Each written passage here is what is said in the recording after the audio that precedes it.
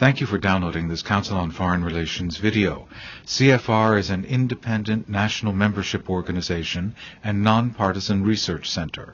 For more information, please visit us online at cfr.org. This is the third panel, and it's really one of the most, I think, the most exciting of the three panels.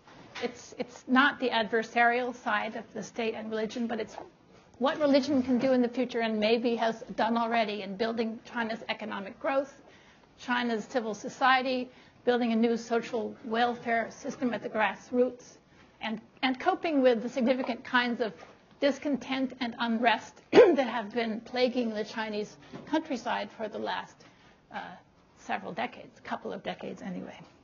So I get to introduce to you our three speakers.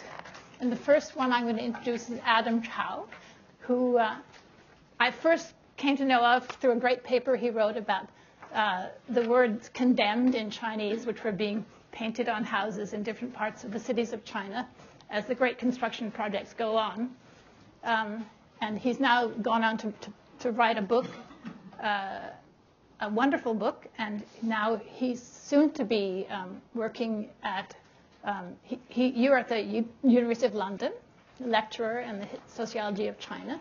Anthropology of China. And the next job is going to be university lecturer in the Anthropology of Modern China in the Department of East Asian Studies, University of Cambridge. So welcome to you, Adam. Then we also have Richard Madsen, famous to us all as being one of the authors of Habits of the Heart, who writes about both modern U.S. society and sociology and China, luckily for all of us here, has written some of the most exciting things I've read on the topic recently. And Bob Weller. All these people, the bios are in the book, so you can read things which are a little bit more organized than what I'm telling you now. But I had Bob come down and talk at the Congressional Executive Commission on China when I was down there, being its general counsel. The commission was looking at religion in China for the reasons that you all can imagine. It works on human rights, and it works on the rule of law in China. And Congress runs it. It has 8 senators and 8 representatives, and they're interested in certain aspects of Chinese life. And religion is, this present time in the U.S., religion is a very important and growing phenomenon too. So they wanted us to look at religion in China, and we did do as good a job as we could with the help of experts such as Bob Weller.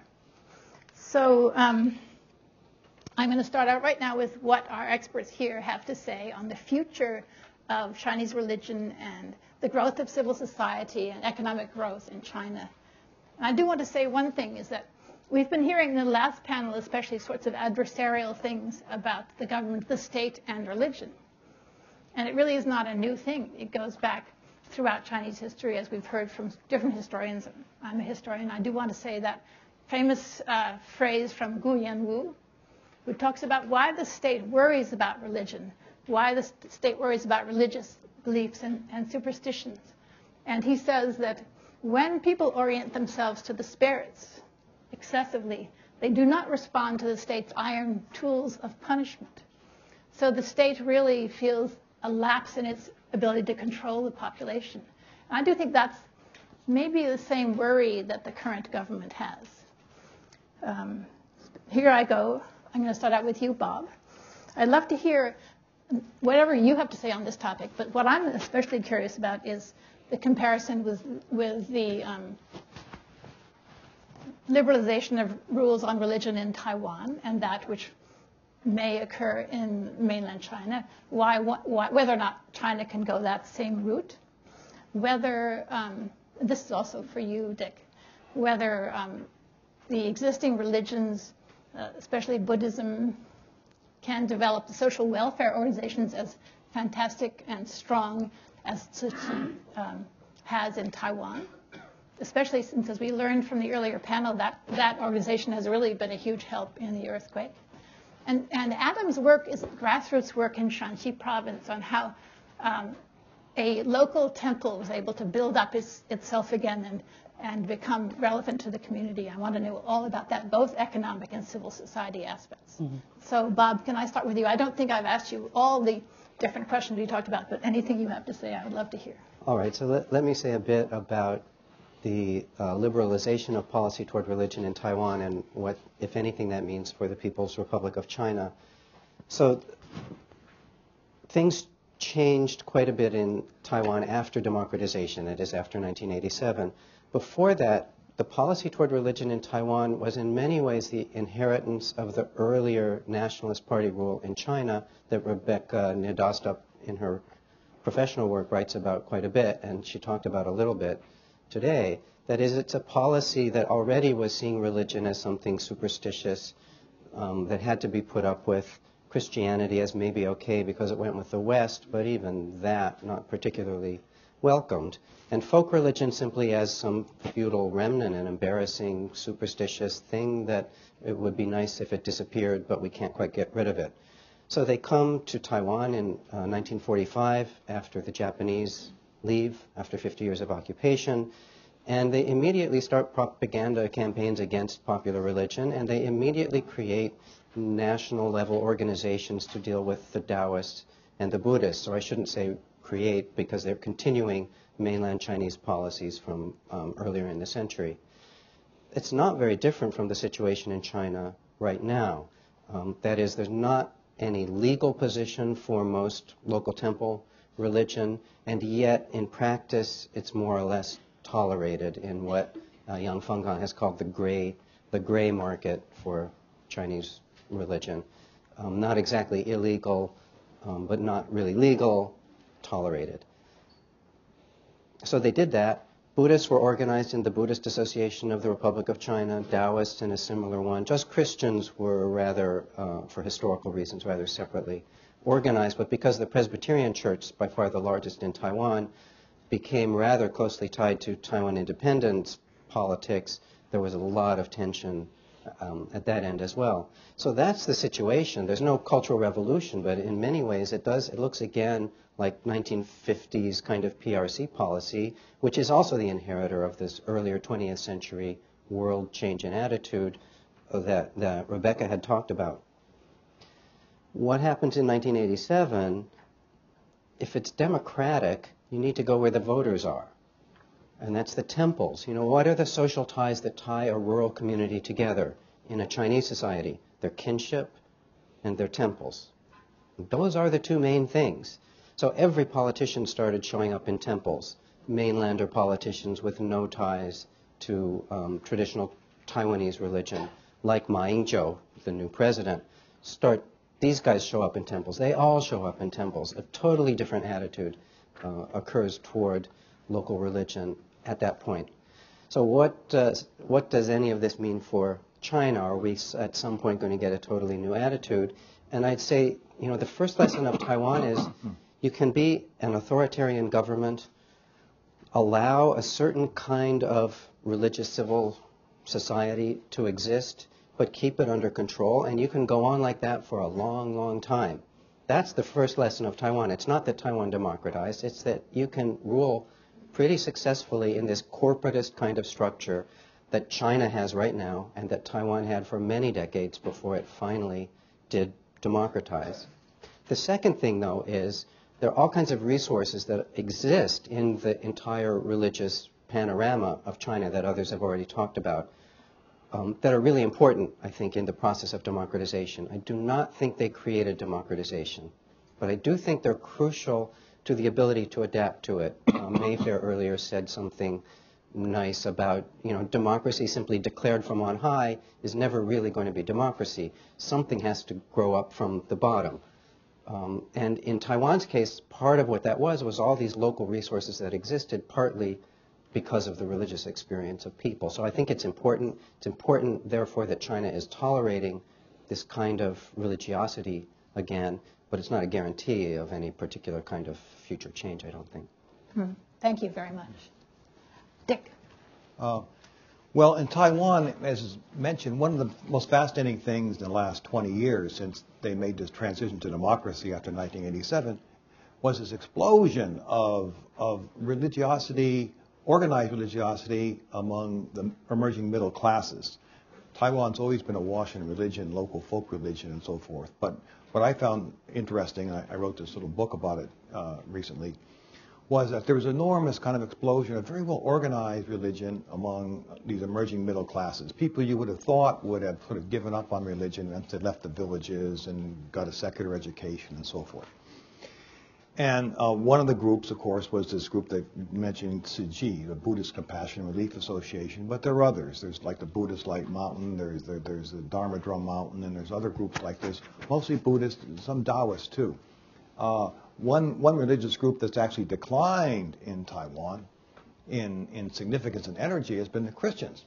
And I argue one reason was that they were actually privileged during this era of repression, partly because of the Cold War. They couldn't afford to antagonize Christians. So many people in the old China lobby were, Christian missionaries and so forth. So the Christians were able to have universities, Donghai University, in Taichung, Furen University, the Catholic University in Taipei, and things like that. The Buddhists, Taoists never allowed that kind of stuff. They wanted to decapitate these religions intellectually. They didn't want, the folk religion was okay, local level, keep it dispersed, and no large lay organizations and so forth.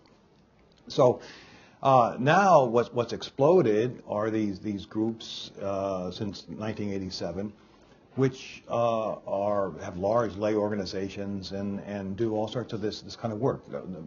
The Tzu organization has claims about, I think, 4 million members, defined as lay people who donate some money regularly every month.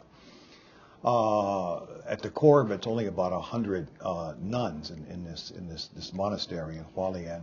The Buddhist Light Mountain has about 1,300, maybe less than 2,000 monks and nuns, but then also a lay organization, millions of people strong. Dharma Drum Mountain the same. And these groups have been engaged in all sorts of works of charity of various kinds, and have all gone global.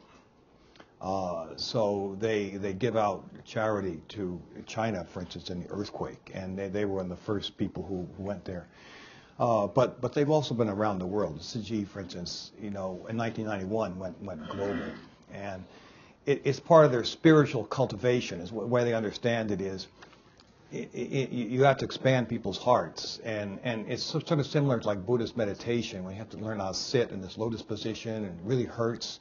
And the way in which you reach that center of contemplation is you fight through the pain and until you don't feel anymore, and you get this kind of. Well, the same thing with charity. What you have to do is reach out to people who are different, not people you normally like, and reach out and stretch yourself. And keep pushing, and that will expand your heart. And so they've been giving aid to mainland China, Tzu, for instance, since 1991, but also places like North Korea, all throughout Southeast Asia, places like Bangladesh, Rwanda, Kosovo, even helped rebuild a hospital in Fallujah in Iraq. And here, of course, too, when helped some of the victims of the World Trade Center attacks, for example, and also Hurricane Katrina and elsewhere. So there's an issue of kind of helping people around the world, expanding your heart in that way. So and these other groups have done similar things. And so it's quite remarkable that this happened. And what I argue, at least partially, is that this has been conducive to development of democracy, even though it's non-political. In a fortuitous way, because in lots of places in the world, new religious movements can have a very negative effect. Basically, religion, can do very good things, wonderful things, but in other places, it's like pouring gasoline on fires of ethnic resentment and local, anger and so forth. And in Taiwan, the net effect of this, though, was sort of the opposite. It cooled down certain kind of ethnic divisions, of course, which are very important in Taiwan. It kind of built bridges and so forth, built with the mainland. And so it had that kind of positive effect, which I think was useful in helping to consolidate this very fragile democracy you have in Taiwan, which has always seemed on the verge of chaos, but is somehow held together. Thank you very much. Now, Adam, could you tell us a little of your initial investigations in Shanxi? in the rebuilding of the temple structure there? Yes. In the mid to late 1990s, I conducted fieldwork in northern Shanxi province, which is close to Inner Mongolia, between Xi'an and Baotou in Inner Mongolia. And basically, it was I studied the revival of a temple called the Black Dragon Temple, and as basically hundreds of thousands of other temples in China, they were destroyed during the Cultural Revolution. Around 1964, the Socialist Education Campaign, and then during the Cultural Revolution. But a lot of them in Shanbei, at least, have been revived in the 80s, 90s, and these include cults devoted to dragon kings, fertility goddesses, immortals, and other kinds of deities. Some of them have spirit mediums that can speak in the gods' voices, and some do not have but all of them have regular celebrations, temple festivals, and things like that to garner the social forces of local communities. Rebecca mentioned earlier, these are the religious observances or religiosities that are not recognized by the state as religion, but rather superstitious activities. So most of them actually are, in theory, illegal. So the police is supposed to actually crack down on these activities. But in the 80s and 90s, we increasingly see that in most parts of China, these crackdowns are very, very rare because local police are basically siding with the people.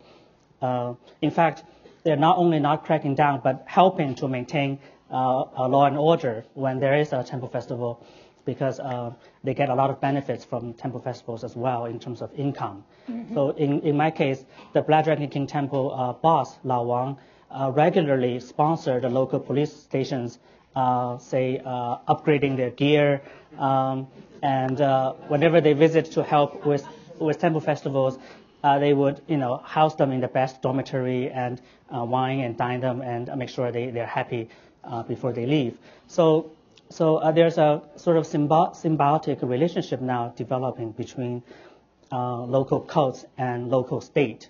Mm-hmm. And Rebecca mentioned earlier that we should distinguish this central government that's really far away and have these directives that when they arrive at the local level are rarely implemented fully, especially when they are relating to religious policies.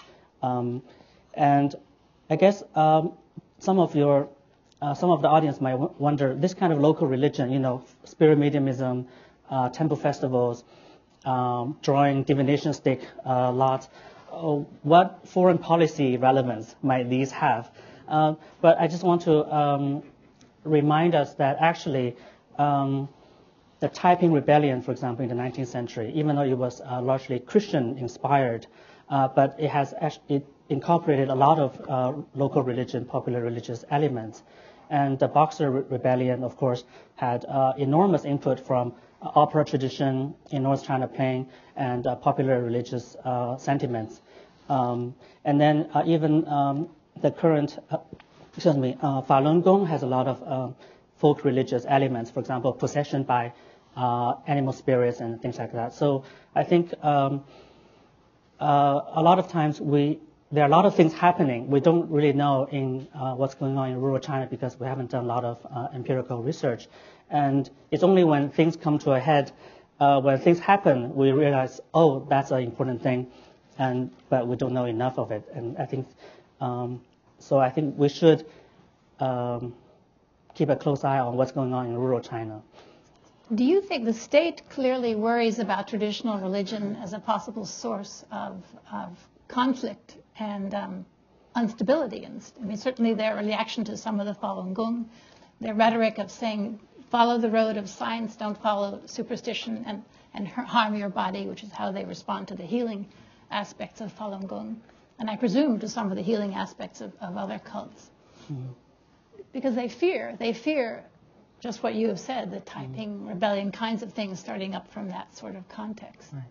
Yeah, I personally don't know enough about the Falun Gong case, but in terms of these local folk religion, the state has been very tolerant because they are so locale-based, very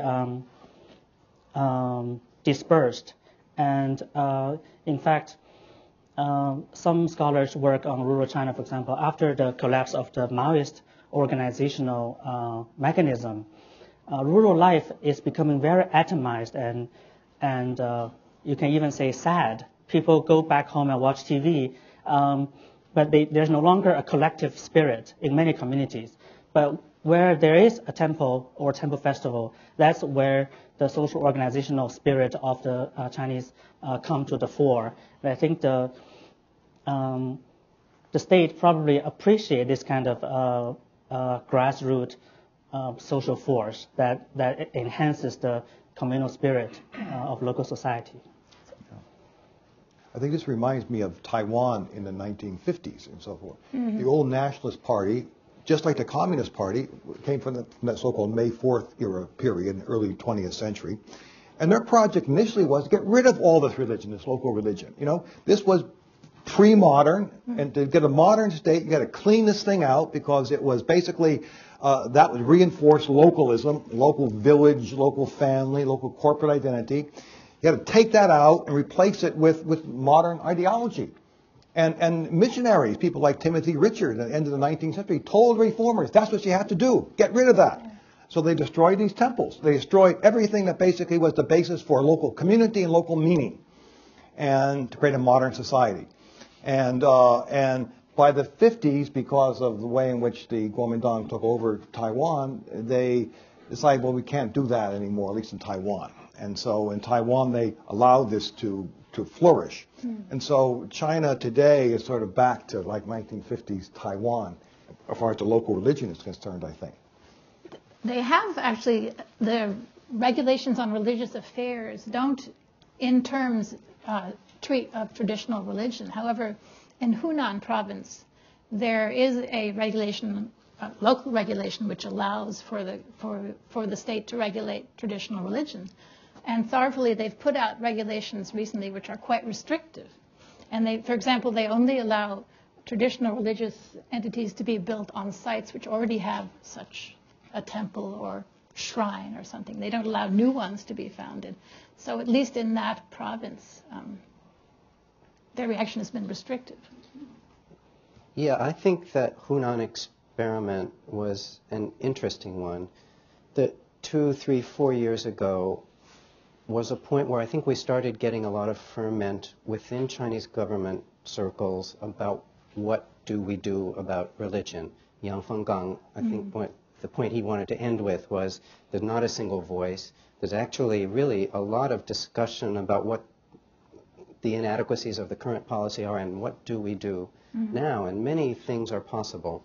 So for local religion, one of the things on the table was let's have a sixth religion, not Confucianism, but folk religion, 民间宗教, would become number 6. Yeah. And there was some experimentation, and I think the Hunan thing is one of those experiments that was done with trying to treat popular religion as a religion. Now, what would that mean, to treat it as a religion? It means giving it certain rights. You do get to be a legally registered temple under certain circumstances.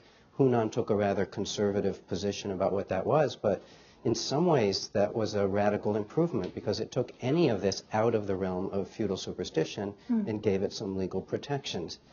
On the other hand, what's the downside of this entire thing?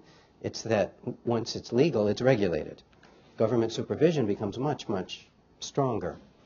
So, and that we saw that really clearly in the Hunan thing. Right. I was in Shanghai just a few weeks ago and talking to some people about this, and they said, yeah, well, we're not really doing that anymore. Now, how representative this was, I don't know. But I was told this sixth religion thing, we're probably not going in that direction. So I think what we have there is an experiment which may not have any follow-through. Instead, the idea of the moment, and will this work? I don't know. The idea of the moment is to deal with local religion as an aspect of Chinese culture. And so to celebrate it, to celebrate the black dragon god temple as, the importance of dragons in Chinese culture. And when we throw our gigantic annual temple festival, this is not superstitious worship of false spirits, but it's a celebration of the roots of China's great cultural tradition. And this is not unusual. We have temples now all over China, not registering as temples, which is quite hard to do, but registering as museums, for instance, or lineage halls, which are not legal organizations, registering as museums or cultural showcases or this kind of thing. So that seems to be the direction of the moment. But I would just reiterate what Feng Gang said before. This is very much under discussion right now. What does that do to the counts of the numbers of believers in China if your temple is registered not as a religious site but a tourist site? So maybe some of the statistician types in the audience might want to speak to this more. I'm deeply suspicious of all counts of believers in China because some types of religion are easy to count. Christians tend to be easy to count because you're in or you're out. Right, you've been baptized or you haven't been baptized. What's a Buddhist? It's a very tough question. Is a Buddhist somebody who's taken certain vows, bodhisattva vows? Well, yes, by some definitions, but by others, if you go to Taiwan and ask somebody on the street, are you a Buddhist? And they usually say yes. And what they mean is they burn incense twice a month to Madsen or Guanggong or some local deity who's got nothing to do with Buddhism. In fact, the word in Taiwanese dialect, a god image is called a Buddha. You know, whatever its Buddhist connections may or may not be. So what's a Buddhist? And that even is clearer than this stuff that we don't even know how to name, right? Folk religion, local temple belief, whatever that is. Belief sort of has nothing to do with that. So I've had people tell me, I don't have any religion, I have no religion, but I burn incense to spirits every day. Because for them, religion is, as Rebecca defined it, a thing with texts, with priests, with an initiation rite like baptism that brings you in. They don't have any of that. Instead, what they do is pay respect to spirits. And the word they use usually is bai or bye-bye or something like that, which is also used in non-religious terms to pay respect to a superior. I can pay respect to you, and you don't know what I think, but I've still paid respect by behaving in a certain kind of a way. So am I a believer? You can't really answer that. It's an inappropriate question. So how do you count? You could do a more sophisticated questionnaire, and there are some that say, you know, have you burnt incense for an ancestor in the last month, in the last year? That's how you have to do it if you want to get at this local religiosity. Or through other areas, do you hire a geomancer to cite your parents' coffin at a funeral? Right? Those are the kinds of questions you have to ask. If you say, which religion do you believe in? Buddhism, Taoism, Christianity, none. It's a question that for many, many Chinese is almost impossible to answer. Here is a question about the way religion can either affect someone as an individual or as part of the community. Religion can form a community to take in, to embrace individuals, or it can focus right on the individual, and the individual can be using religion as its access to future life or good luck or whatever. I'd like to start with you, Adam. In your experience in looking at local religion in Shanxi, was that a religion focused on the individual in any way, or can you parse it out in those terms? Right.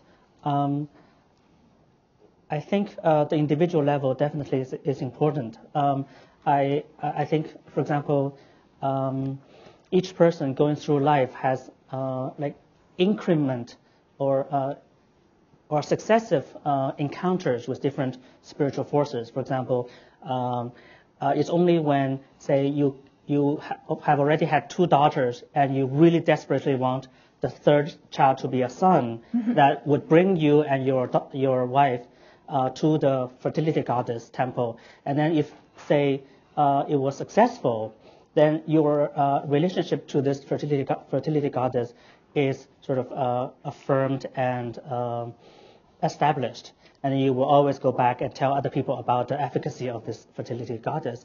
Whereas if you didn't have that problem, you probably would never have gone to this fertility goddess, even though it's in the neighborhood. So it's very individual and personal. But I think more importantly, it is at a familial and a communal level, because I've tried to develop this notion of doing religion, which is that doing religion is not always about religiosity or the spiritual, but rather things that relate to a kind of religious practice or religious life, including donating money to build a temple, or participating in a temple festival to help create a hustle-bustle atmosphere, which bring testimony to the God's efficacy.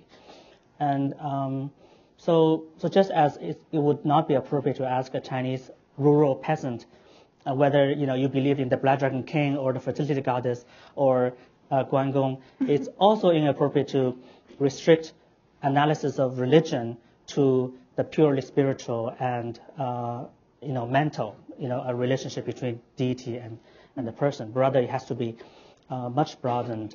And I also want to mention the economic aspect. I think for every $1 donated to a Chinese church or mosque, there must be 10, 20, or 30 Chinese dollars used to hire spirit medium, funeral specialist, Buddhist or Taoist or otherwise at the funeral, or buy incense money and things like that. So the economic impact of popular religion is actually quite big, even though it's often invisible, because so much of this is transactional and not revealed in any public accounting sense. So. Thank you. Dick, do you have any? Could you tell us your individual? Yeah. I think I would maybe make a distinction, like kind of a sociological one, between sort of embedded and disembedded religion. Okay, the great philosopher Charles Taylor has talked a lot about this in his recent book on secularism. And basically, in most societies, most parts of the world, religion is totally embedded in social life. This is the way it was in the West and during medieval Europe most of the time. That it's very difficult to make a distinction between belonging to a church and belonging to your village and belonging to your family. It's all part of the same thing. And your economic life and your social life and religious life are really one of a piece. And so it's hard to say where one ends and one begins. And in many ways, that's what it's like in many of these Chinese local communities. So that's why people are vague about whether they're religious or not. They're social. They're part of this community and just part of it. And to give up the religion would be just leaving your family. And so you just can't do it. This is even the case I did a little book on these Catholics in China too. And local Catholic villages was like that too. It basically, remember, the village was to be a Catholic. That's all there was to it. And they made a distinction between lax Catholics and fervent Catholics. Lax maybe never showing up for church and living a moral life that, say, the Pope wouldn't have approved of or anything like that. But they're still a Catholic, right? Because when they die, they're going to be buried as a Catholic because, you have to get connected with your ancestors. So it's connected with the whole fabric of life. That's one kind, it's embedded religion. And then there's a more modern kind, if you want to call it that, in the West after the Reformation especially, where you're supposed to make a personal faith commitment to God. You receive Jesus into your heart and so forth and so on, and join some congregation. So leave, and that's a new kind, that's a special kind that we haven't seen much in the world. And to some degree, these modern Chinese groups are doing that too.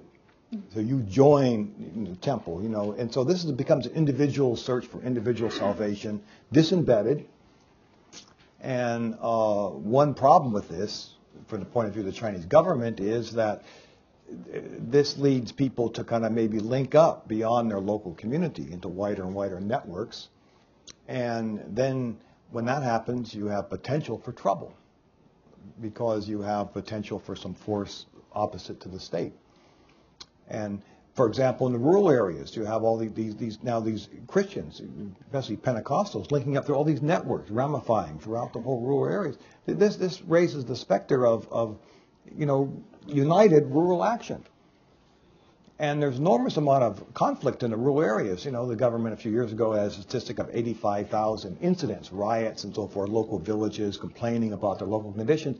They can handle that as long as each of them are isolated or localized. But if there's ever any way of communicating, you know, horizontally, then you have potential for major mass movement, and then you have a lot of trouble. And so that's why the government is so wary of these trans-local kinds of groups, which you begin to get when you get a disembedded sort of religion. Thank you. We've been focusing to a large degree on the rural situation.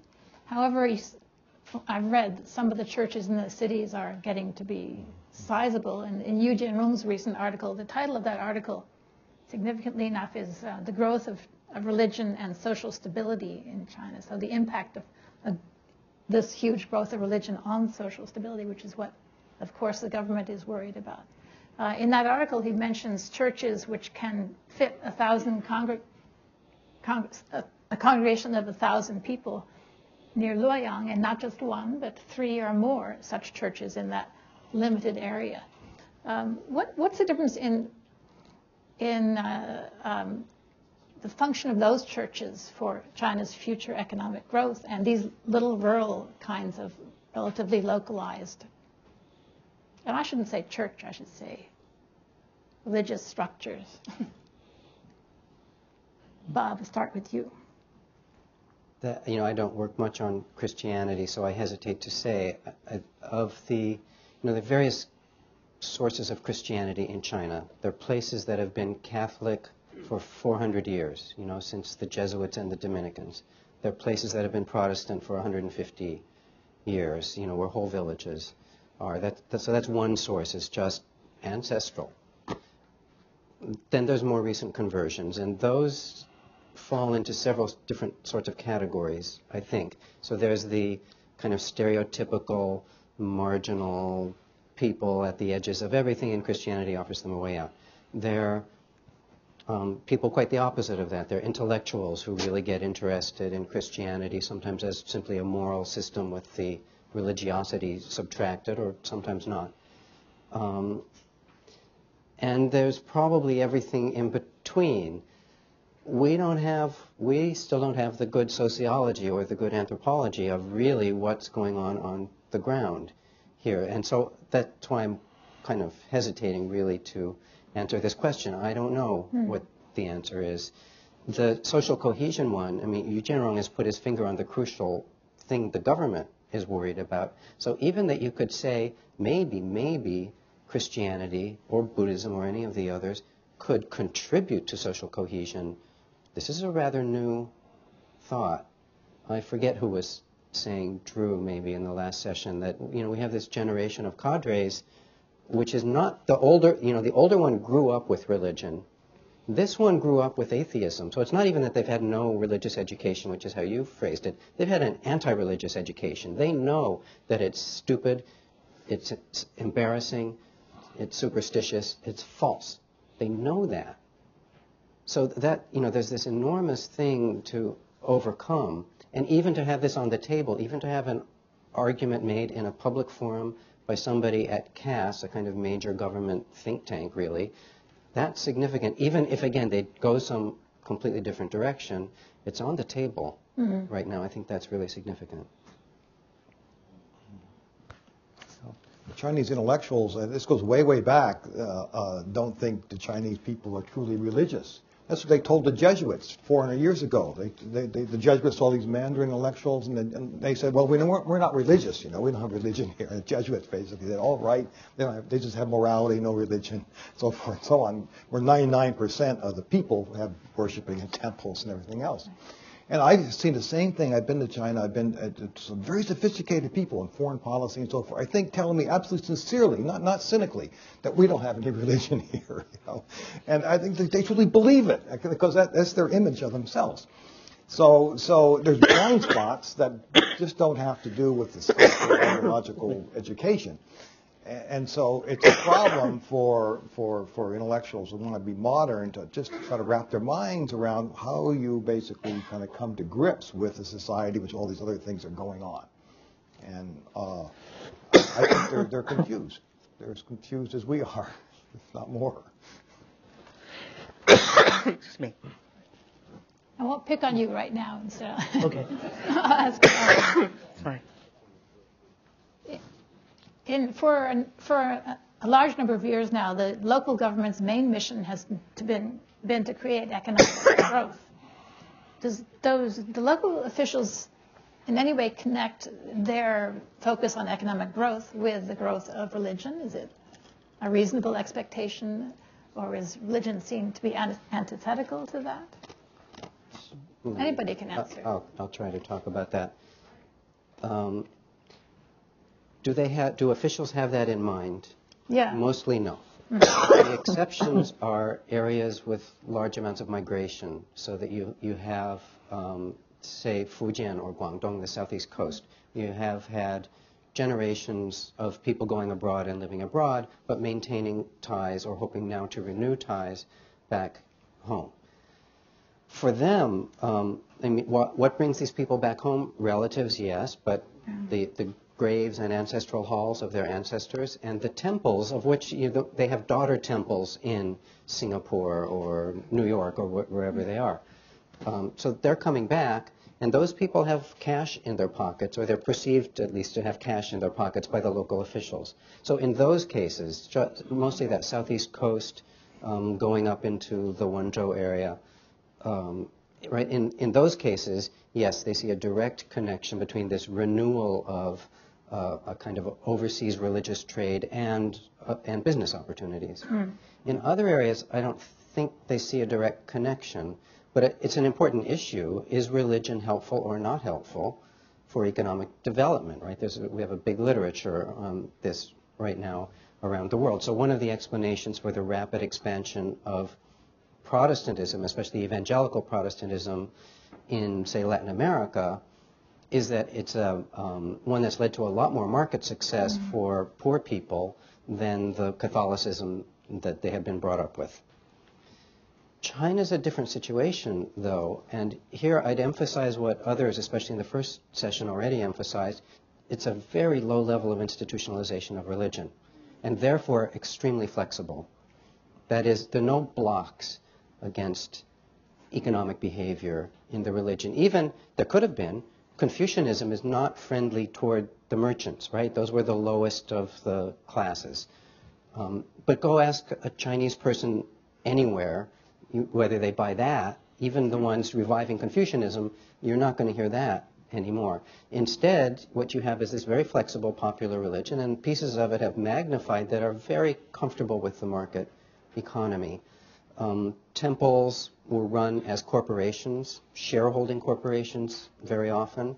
The word gongsi, which means a company, a modern corporation, in modern Chinese originally meant the group that ran a temple.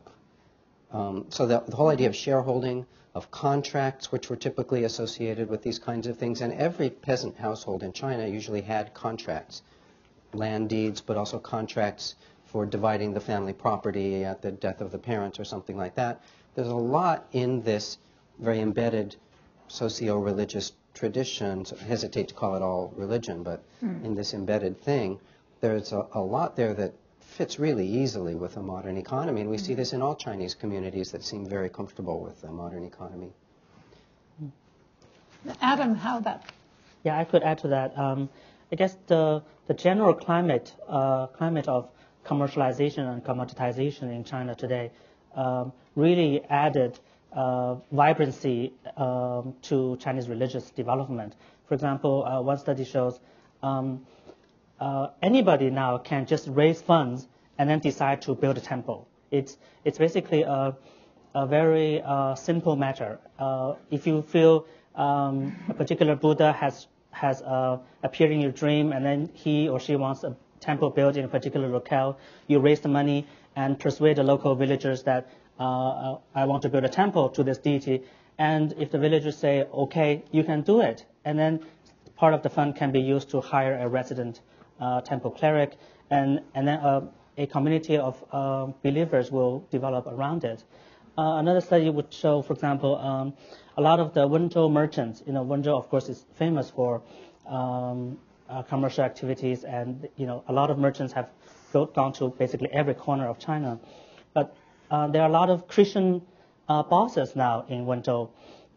After they earn a lot of money, they come back and build churches in Wenzhou and in rural areas, and then compete with each other in terms of like whose church is bigger. And this kind of local competitive spirit is not only in their business culture, but also in their church building and temple festival culture. So I think the economic aspect is going to be increasingly important. I didn't want to miss this last question, which actually maybe I should ask you all to ask your questions first. And I can insert this final one if I have a chance. So let's have questions from the audience. Mayfair Yang spoke earlier. I'm Mayfair Yang. I spoke earlier in the first panel. I'd like to pursue this question of religion and economic development because I think it hasn't been stressed enough and it's very important.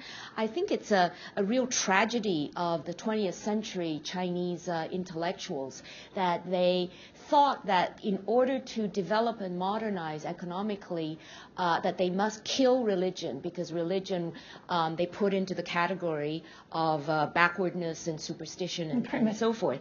Because actually, if you look at the history of China, China had commercialization even much earlier than the West. It had a printing industry much earlier than the West. So what we can say that China had pre-modern capitalism in the Song dynasty. That was the commercial revolution. That was the urban revolution in China.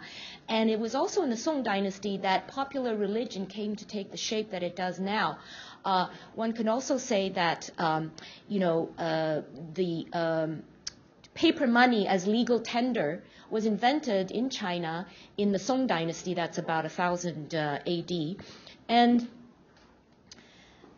previous to that, religious money, spirit money that is burned in offerings to the ancestors and to the gods was invented before paper money as legal tender by 400 years. The earliest traces are about 400 years before the invention of paper money as legal tender. So also, if you look at the compass, the modern compass, another famous Chinese invention, that was originally invented and put immediately to religious uses in geomancy, positioning grave sites, before it came to be used as a geographical navigation instrument. So there's a huge, and then Chinese medicine has all these connections with Taoism, alchemical traditions, cultivations of the body. So it's again a very wrong assumption that 20th century Chinese intellectuals have, that to have modern science and technology, you have to kill religion. To have modern economic development, you have to kill religion. So that, religion is tied up with economy and science in the past in China. Does the panel have any, do you agree, or what would you like to say? I would agree. Incidentally, though, one kind of discourse way of talking about this in Taiwan, this may come into play in China now, is that these festivals, local festivals, are waste money. And there've been one way the Taiwan government controlled some local religion was to basically have rules against spending too much money on these local festivals. So there is a way of thinking that this pumps money into the economy, but spending all this money on these kind of things is money could be spent on economic capital growth and so forth and so on. Whether that's true or not is another issue, but I think they think that way. If I can expand on that one, my earliest days in Taiwan were the late 1970s, and this was the constant refrain, that it's a waste of money to raise pigs to offer to the god at New Year's, even though you're going to eat the pig later. It's a waste of money. It's unsanitary. It's a waste of money buying all this paper spirit money that you're just going to burn up. It's a waste of money. Right, it's all a waste of money. What does that mean, it's a waste of money? somebody went to a market and bought the paper spirit money. Somebody made this paper spirit money in a factory and paid wages. What does it mean it's a waste of money? It really means the money is circulating in a very local side of the economy rather than being taxed and going to the central government who's using it for some giant state-planned automotive industry or something like that. How has Taiwan thrived? Not through gigantic state-planned automotive companies. They tried things like that. It never worked out very well. It's mom-and-pop capitalism that really carried Taiwan. And a lot of the dynamism in China is mom-and-pop capitalism. A lot of the dynamism in overseas Chinese communities is mom-and-pop capitalism, quite different from, say, Korea or Japan. And this sort of local religiosity and the investment in local community circulation of money is totally sensible, I think, within that kind of a framework and appropriate for China. Yes. I'm Helena Kalinda with the Luce Foundation. I had a question related to this sort of embedded versus disembedded religion and the impact of the one-child policy on that, or the likelihood of it. I recognize that you said there hasn't been a lot of sociological or anthropological research, but if people are not so embedded into a community or a familial structure, because there's only one child, their relationship to ancestors may shift and so on. Has there been any evidence of then a move toward the more disembedded forms of individual religion as a result? I think in the countryside, first of all, they don't really have a one-child policy. People have more than one child, especially if the first one is a girl. So there are more children and larger families than you might think. And I think in those rural areas, you're seeing plenty, not everywhere, but plenty of revival of this local religion like you've been talking about. I think in the cities it's more of an issue, and there I would maybe think that, there's a certain pressure on individuation of people to kind of find their own way. And insofar as they want larger sources of meaning, I could see how certain kinds of religion would be attracted to them. Yeah, actually, I think a research project on the religiosity of the one child, the only children in urban areas of China would be a really interesting endeavor. I actually want to relate this issue to the pursuit of sociality in urban China because of the increasing atomization of society. And also because of the one-child policy, increasingly children grow up without, extensive kinship network. I think that might be one of the reasons they are attracted to Christian congregational type of religion, because of these congregations can provide sociality and a sense of a collective purpose. It's not purely spiritual, but also social. I just have a brief question having to do with the actual how these religious, especially Christian religious groups, might help the growth of the economy. Is it people reach out to family, of course, for capital in China generally if they're starting an enterprise? Do they reach out to their fellow congregation members? Has anybody looked at that? Did they reach out to other people in the temple?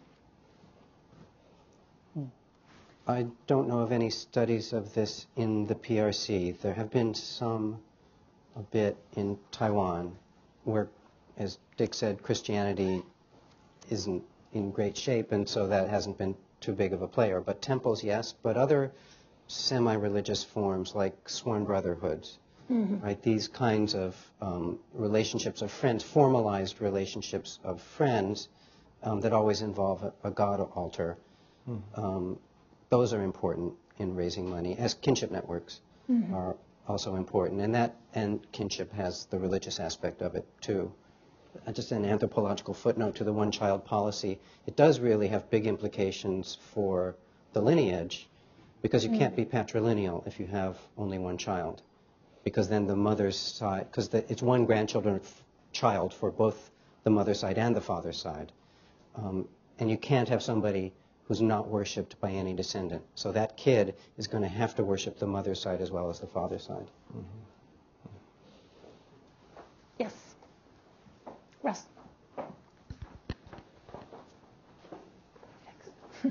Walter Mead, Council on Foreign Relations. In addition to the sort of embedded, disembedded dichotomy, it seems to me there's another one for religion, which is sort of the ideologized versus non-ideologized. That is a religion that's elaborated into a kind of a total explanatory framework. And it seems a lot of 20th century Chinese history has been about the intrusion of an ideology into what was once a rather non-ideological society. That may not be right. I'd be interested to know. And how it seems to me somehow that shocks and change and uncertainty tend to force people toward a more ideologized approach to life. How are the changes sweeping through China now, the economic changes in rural life and so on, how are they affecting the balance between ideological visions of religion and non-ideological? My sense is that religion is, and so whatever problems may come from its ideologized vision of life, they're not coming from religious life in China. Religious life is very practical. It's very down to earth. Even historically, has never been too big on systematic doctrines and so forth. And I think that's still basically the case today in China. The ideologies of nationalism and so forth are what a problem is, where the problem is, I think. And even traditional, like in my book I mentioned this, the traditional visions of the good in Chinese were always kind of relativistic and kind of flexible and so forth, not this big conflict between good and evil. So in the 20th century, when they talked about good and evil under communism, they had to develop a whole new vocabulary, basically, for it, right? This kind of thing. So I think religion in China probably is maybe one of the things that would mitigate against radical fundamentalist kind of ideologies overall.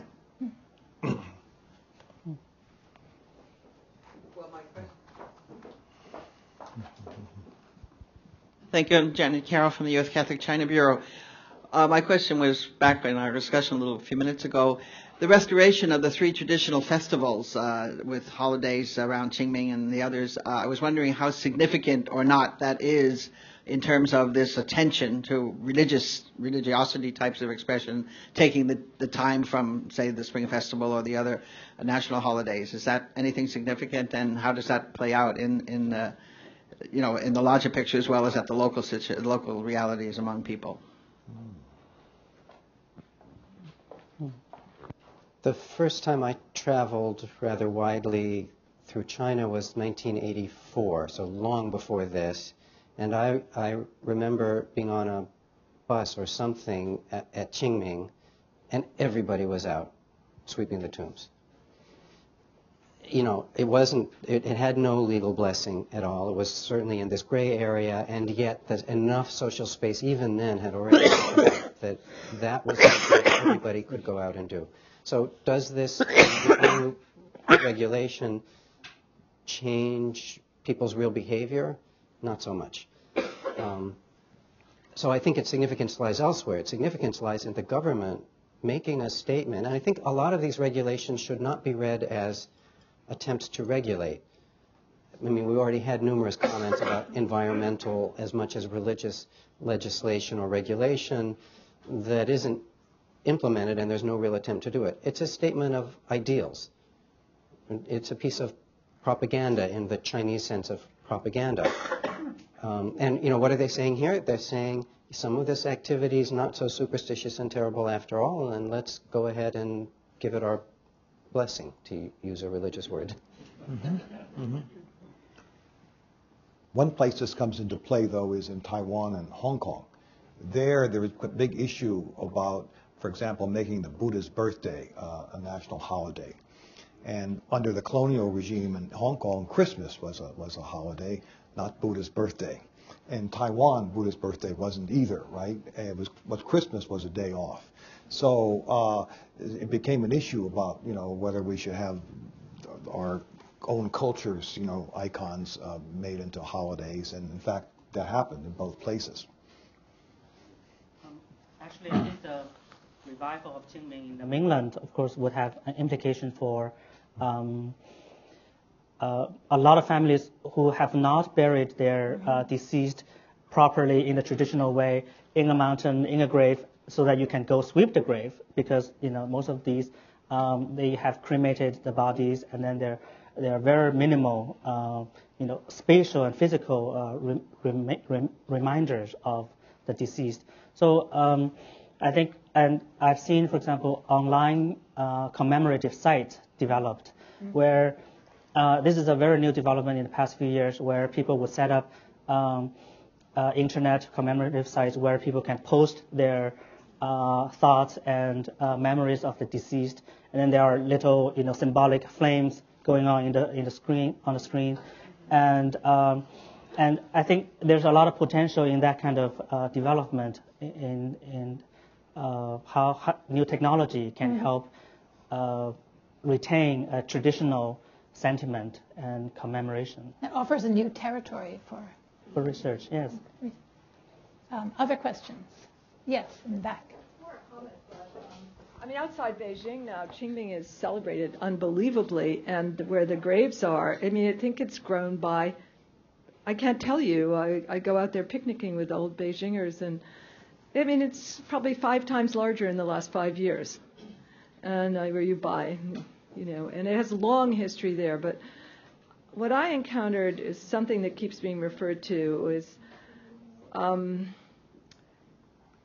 and we're so used, and it's referred to a lot, we're so used to religion being the container as we define it of morality, but there's a tremendous morality that's come forward from Taoism of, I encountered young businessmen who gave money away to a rural community and said, we have everything we want now. An incredible generosity and morality that I can't say I've encountered in my own country. And it comes from some deep tradition, and also about leadership that's rooted in Taoism and Confucianism. And I don't know that Christianity has impacted in that same way. It's impacted in other ways. But I'd like to know what you've encountered. But Can I add to that the question of whether religion is going to be helpful in dealing with the issue of corruption in the current growth of the economy? Guanxi will be. Corruption. Well, a place like Taiwan, religion is a source of corruption, right? The temples. What the issue was not so much. Basically, it's a personal economic relationship. So they don't believe in accounting procedures like we would, or receipts and so forth. So it's a matter of dealing with things that wouldn't stand scrutiny in a rationalized economy. And there's a lot of money laundering, all this kind of stuff was is famous in Taiwan at the local temples. And it's not so much, but then there's also calls for morality and decency and justice. And not people not gouging and exploiting people either. So the relationship between religion and corruption is kind of multi-leveled.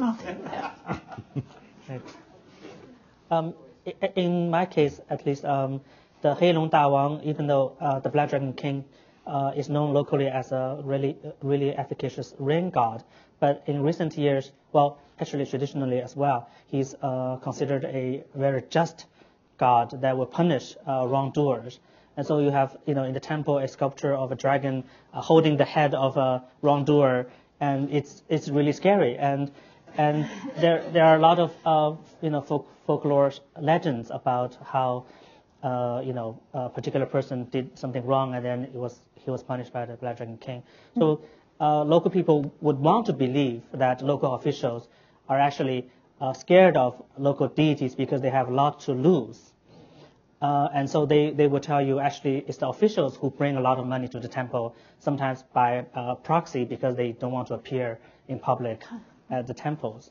So so I don't know if actually in actuality it helps fight corruption. That's the crucial issue. If the tenets of a religion actually prevented corruption, You know, would there be a corrupt Islamic country? Would there be a corrupt Christian country? There obviously wouldn't. I mean, I think what we're arguing is religion creates a lot of social capital, or Templeton Foundation has been pushing the spiritual capital version of this lately. And, you know, fine, and it does that. It does those things. That's important. But we shouldn't confuse that with saying that, you know, any social capital is good social capital. Corruption requires social capital. Right? And so we need a broader contextual view to really understand this. And a kind of simple cause and effect with religion here, I don't think it'll be adequate. Yes.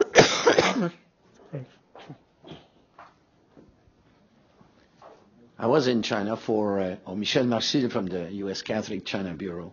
I was in China for 1 month.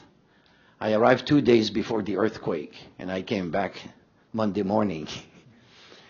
I was surprised to see on television and then in the newspapers a lot of religious vocabulary being used either by the people who were interviewed, like victims of the earthquake or rescuers and official of.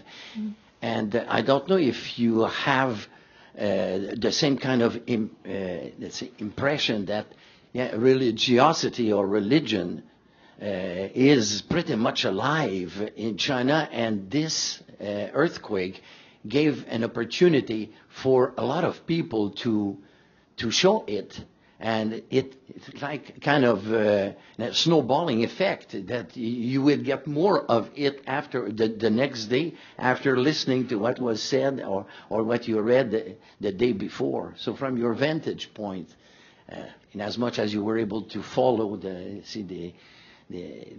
situation in China during the month of May, the earthquake in itself is not also a kind of good indicator of the religiosity and the future in China that we are talking about now.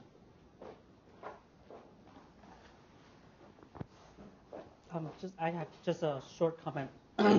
I think, if anything, the earthquake and the outpouring of compassion for the victims actually erased the difference between people who are religious and and those who are usually not, because usually the stereotypical understanding of religious people is that they are really nice.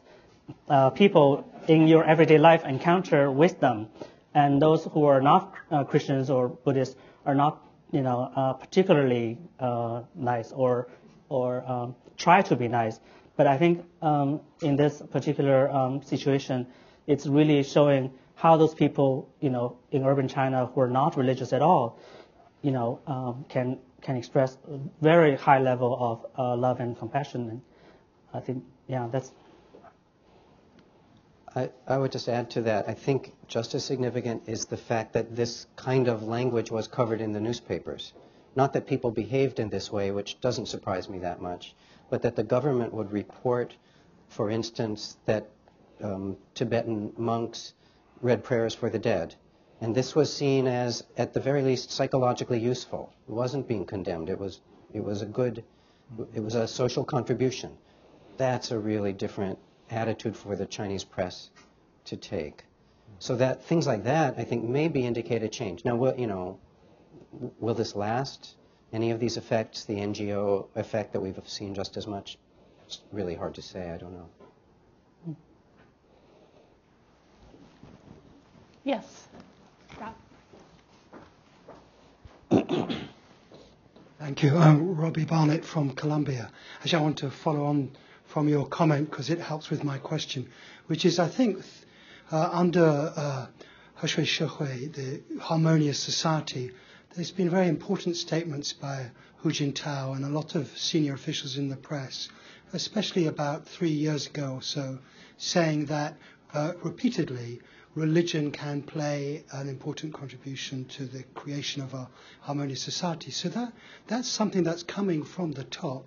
I haven't seen that so much the last year or so, but certainly 06, 07, a lot of statements like that, including specifically having Buddhist lamas in certain places, Hong Kong, Shenzhen, and so on, making those statements specifically, and the World Buddhist Forum. So there's certainly something very major that you're pointing to there. That's going on for some time now. The question I have, though, is sort of the opposite of that. I wonder whether we're internalizing an official distinction, even when we talk about popular religion, between religion and superstition. Because presumably there still is an area of social activity which the state does consider superstition and which it bans. Now, of course, that area moves all the time. And obviously, it's not now spirit mediums in many cases. But in the law, in the criminal procedure, in the criminal code, you still have capital punishment for feudal superstition. It seems to be defined as superstition related to the use of superstition to gain sexual relations with women and to gain money. At least that's how it was done in the 80s, and there were people who were sentenced to death. I remember cases in '89 for running. Well, one didn't know much detail. Little groups or communities where they were accused of doing that.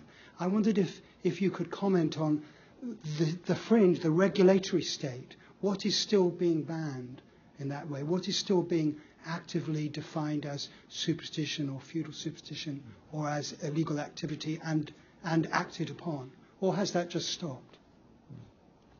My reading of it is that the regulations are, first of all, they're not laws, they're regulations, and the category system is very flexible.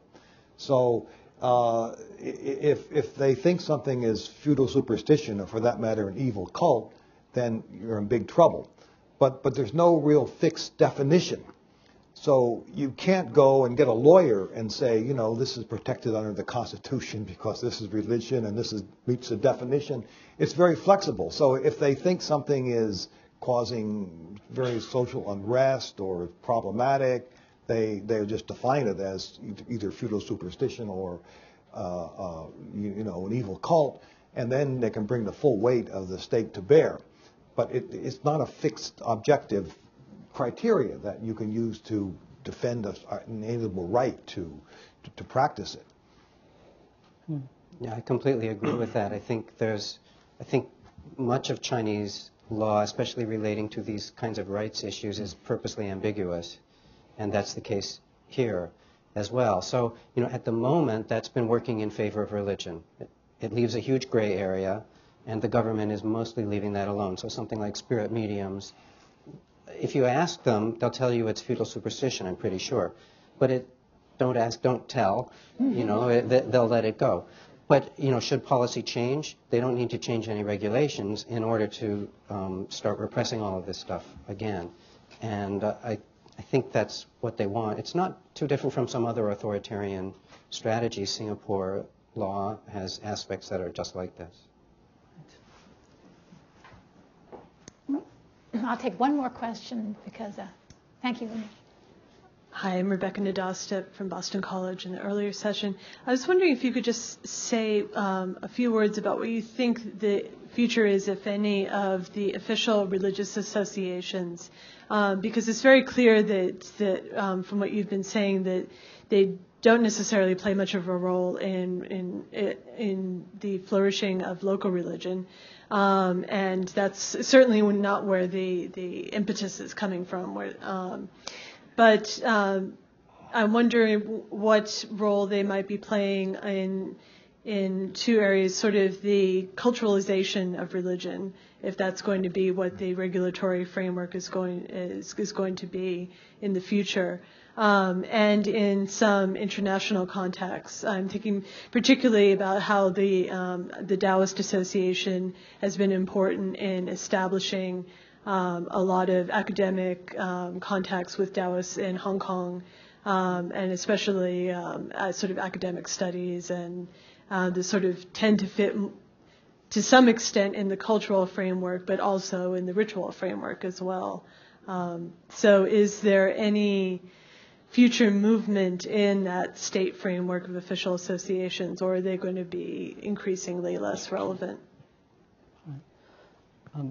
I think there will be increasing effort to elevate the status of seemingly superstitious activities of Chinese religion, especially Taoism. So as we already know, the majority of Taoist priests have never belonged to the Chinese Taoist Association because they are householder religious service ritualists, and they are dispersed widely in the countryside. They are hired for their ritual services, and they will never even. So they are beyond the control and registration and all that of the Taoist Association. But I think they will be continued to be ignored basically by the Taoist Association, whether or not.